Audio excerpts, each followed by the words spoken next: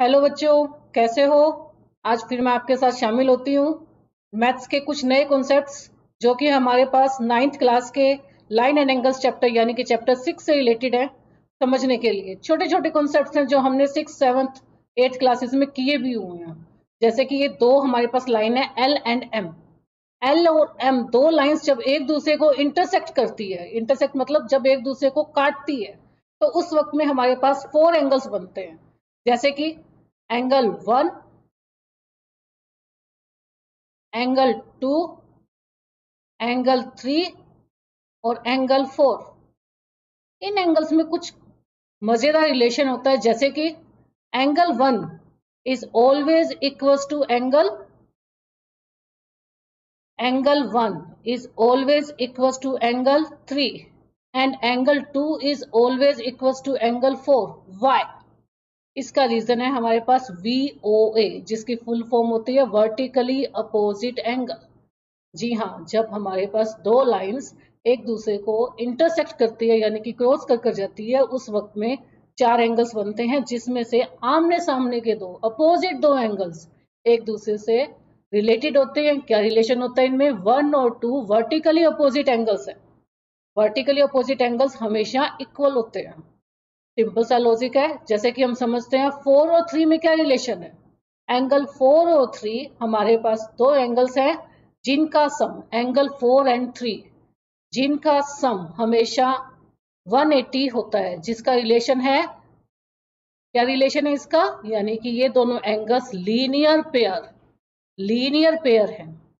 यानी कि एक लाइन पर बनने वाले दो एंगल्स है जिनका सम 180 होता है। वर्टिकली अपोजिट एंगल्स यानी कि अपोजिट साइड्स वाले एंगल्स हमेशा इक्वल होते हैं। नेक्स्ट कॉन्सेप्ट, जब टू एडजेसेंट एंगल्स, एडजेसेंट मतलब जो कि एक कॉमन रे को जो कि एक कॉमन रे को यूज करते हैं, जब तो उन एंगल्स को हम एडजेसेंट एंगल्स बोलते हैं। उन एंगल्स को हम एडजेसेंट एंगल्स बोलते हैं। और एडजेसेंट एंगल्स अगर एक स्ट्रेट लाइन पर है तो उनका सम हमेशा 180 होगा। जब एडजेसेंट एंगल्स एक स्ट्रेट लाइन पर है, straight line in the sense AOB हमारे लिए एक स्ट्रेट लाइन है जिस पर रे OC है, तो एंगल 1 और एंगल 2 का सम हमेशा 180 होगा। ये कुछ छोटे छोटे से कॉन्सेप्ट्स है, अगर आप याद रखोगे तो आपको बेनिफिट होगा। आप इन चीजों को आगे क्वेश्चंस में बहुत अच्छे से यूज करते हैं। और इन्हीं बेस पर हमारे पास 6, 7 ऑनवर्ड सभी यूनिट्स इन्हीं बेस पर चलती है। Linear pair, linear pair. Next concept है हमारे पास पैरेलल लाइंस। क्या होती है पैरेलल लाइंस? जब दो लाइन एक दूसरे को इंटरसेक्ट नहीं करती लेकिन एक ही प्लेन में होती है। एक ही प्लेन में मतलब एक ही प्लेन में है, यानी कि एक्स और वाई एक ही एक्सिस के अंदर है और एक दूसरे को काटती नहीं है, तो उसको हम कहते हैं पैरेलल लाइंस। ये लाइंस कभी भी इनफिनाइट तक कभी भी मीट नहीं होती। इन दोनों एंड इन पैरेलल लाइंस के बेस पे बहुत अच्छे अच्छे छोटे छोटे से कॉन्सेप्ट्स है। लेकिन उससे पहले हम समझेंगे कि पैरेलल लाइंस के साथ एक और पॉइंट आता है हमारे पास, ट्रांसवर्सल। ट्रांसवर्सल ट्रांसवर्सल वो लाइन होती है जो लाइन इन दोनों पैरेलल लाइंस को काटती है। यानी कि कोई भी लाइन अगर दो लाइंस को काटे तो उन लाइंस को हम पैरेलल लाइंस कहते हैं। जैसे कि एल और M, L and M are parallel lines, और जो पी है वो हमारे पास ट्रांसवर्सल।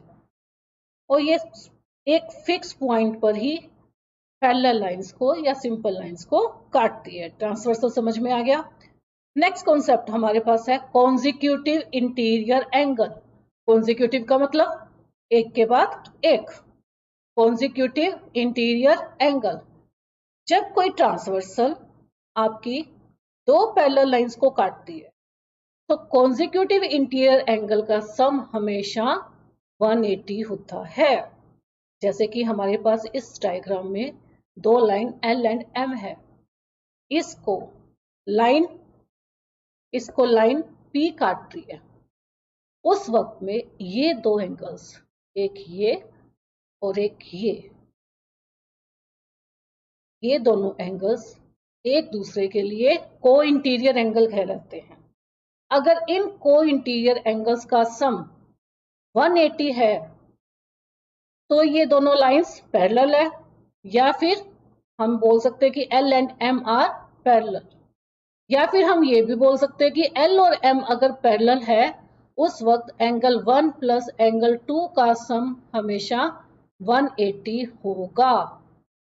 रीजन देंगे को कॉन्जिक्यूटिव इंटीरियर एंगल, या शॉर्ट फॉर्म होती है इसकी को इंटीरियर एंगल्स। क्लियर है?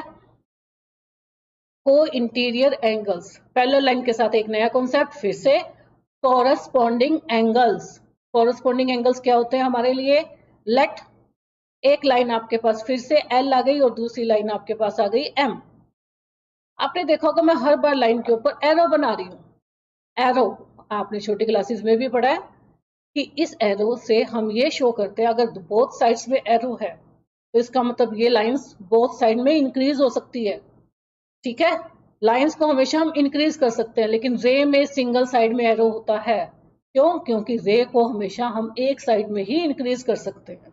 ओके, नेक्स्ट फिर पैरेलल लाइंस पे आते हैं अपने। L और M हमारे पास पैरेलल लाइंस है। पैरेलल लाइन को हम इस तरीके से रिप्रेजेंट करते हैं बच्चों, L पैरेलल टू M और P is a transversal line.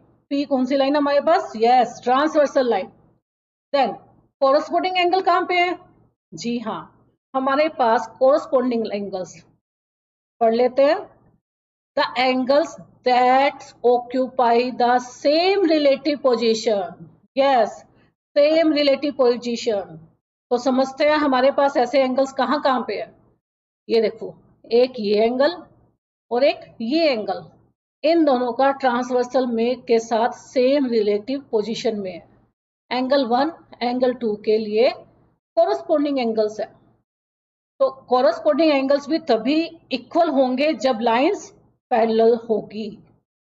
Corresponding angles अगर इक्वल है तो लाइंस पैरेलल है। दोनों में से आप कुछ भी प्रॉपर्टी को यूज करेंगे। क्वेश्चन में इसी तरीके से ट्विस्ट आएंगे। कभी आपको ये दिया जाएगा कि कोरस्पॉन्डिंग एंगल्स इक्वल है तो प्रूव करो कि लाइंस पैरेलल है, यानी कि 1 और 2 एंगल्स वो आपसे बोलेंगे कि इक्वल है, देन प्रूव करो कि दोनों लाइंस पैरेलल है।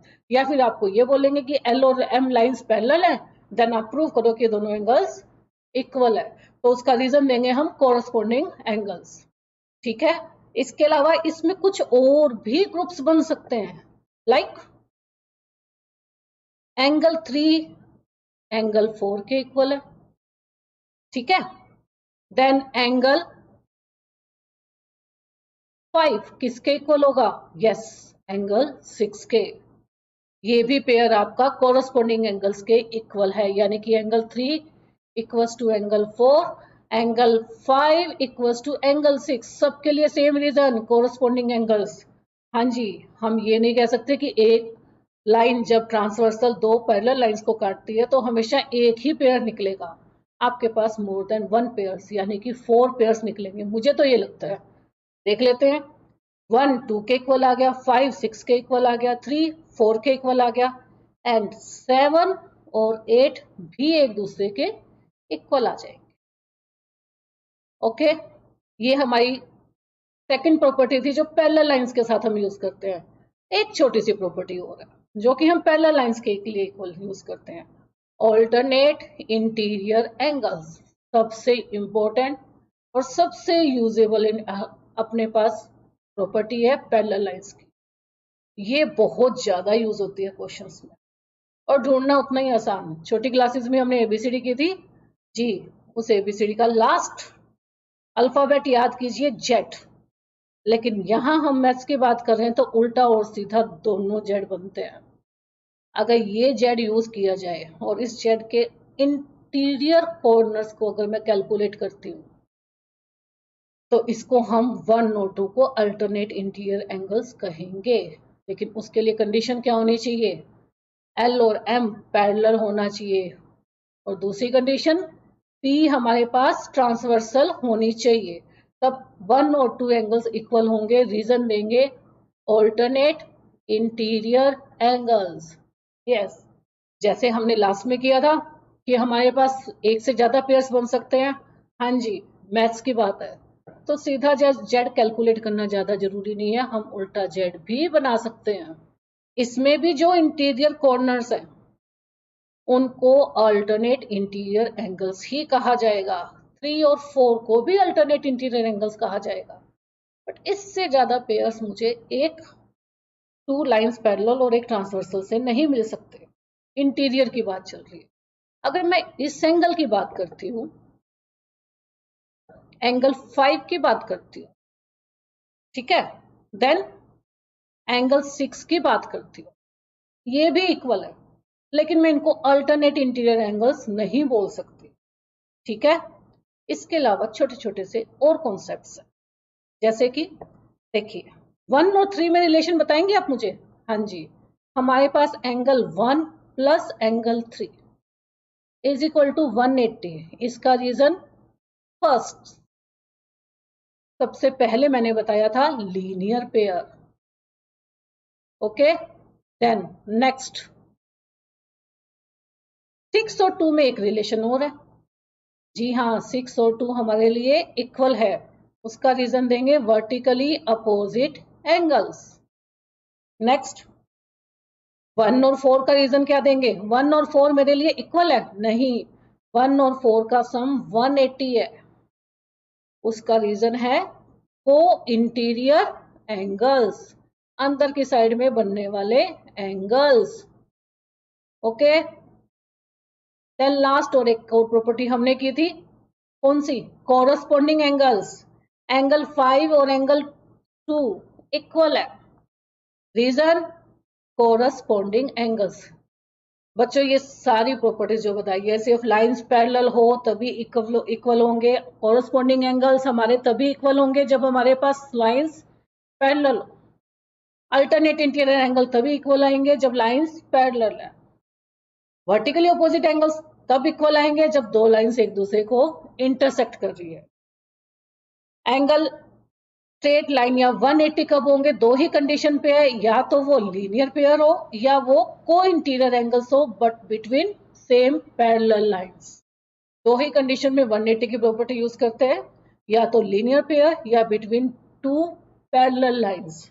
प्लीज इसको याद कीजिएगा, समझिएगा, ये छोटे छोटे कॉन्सेप्ट्स हैं, ये हमें बहुत इंपॉर्टेंट है, जो कि बहुत ज्यादा बेनिफिट करेंगे 9th और 10th की मैथ्स के लिए।